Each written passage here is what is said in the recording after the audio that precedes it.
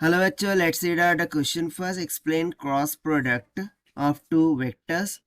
How is the direction of a cross product found?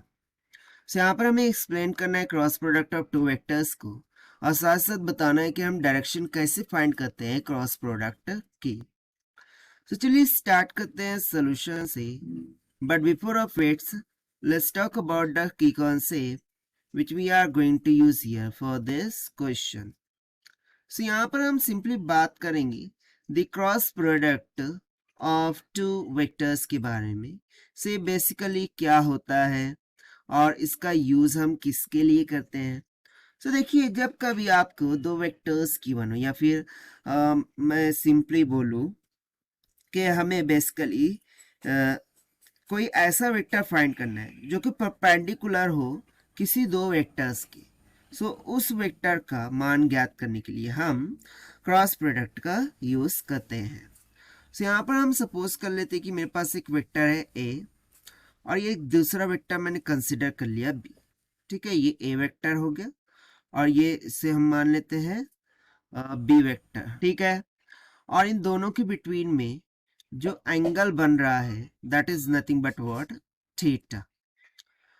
और यदि मैं इनके परपेंडिकुलर डायरेक्शंस को दिखाऊं डायग्राम के द्वारा, सो एक हमें परपेंडिकुलर डायरेक्शन मिल जाएगा अपर डायरेक्शन में, दैट इज इन कैप, और सेकंड मैं यहाँ पर दिखा रहा हूँ माइनस ऑफ इन कैप के बराबर। ये क्या है ये हम एक्सप्लेन करते हुए बता देंगे।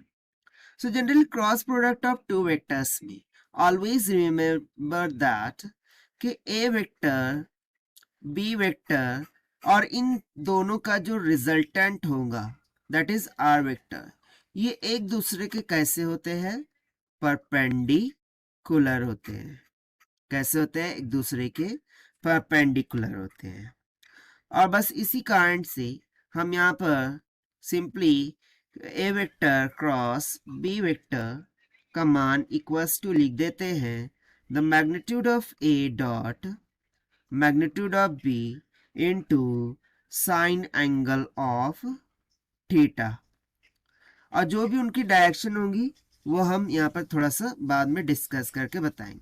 सो ये होता है the cross product of two vectors. ठीक है, सो ये हो गया फर्स्ट पार्ट के लिए answer. Now how is the direction of cross product is found. तो चलिए, मैं जैसे कि यहाँ पर हमने दो वेक्टर्स ऑलरेडी लेके रखा है कि मेरे पास ए वेक्टर है और उसको मैं क्रॉस कर रहा हूँ विथ बी वेक्टर। सो इसके लिए हमें फाइंड करना है डायरेक्शन को। ठीक है, इसके लिए हमें फाइंड करना है डायरेक्शन को।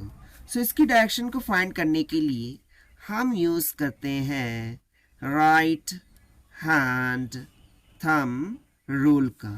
राइट हैंड थंब रूल का।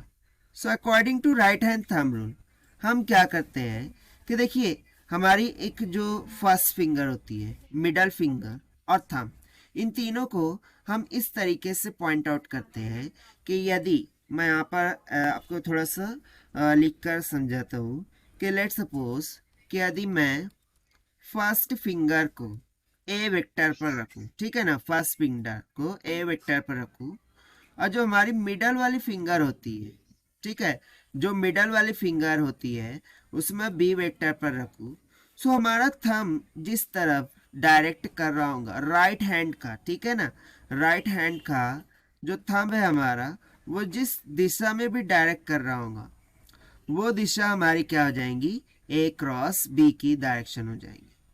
सो बेसिकली देखिए, यदि मैं यहाँ पर ए पर फर्स्ट फिंगर रखूँ और इस पर मिडल फिंगर रखूँ, सो जो थंब है वो हमें कौन सी दिशा दिखाएगा, इन कैप की दिशा दिखाएगा। यानी कि मैं सिंपली बोल सकता हूँ कि यदि मैं ए क्रॉस बी कर रहा हूँ, सो उस टाइम पर हमें क्या मिल जाएगा, magnitude of A magnitude of vector B into sine angle of theta, और इसके लिए हमें डायरेक्शन क्या मिल जाएंगी, एन कैप की। अब इस तरीके से हम सेकंड केस डिस्कस करते हैं बी क्रॉस ए का।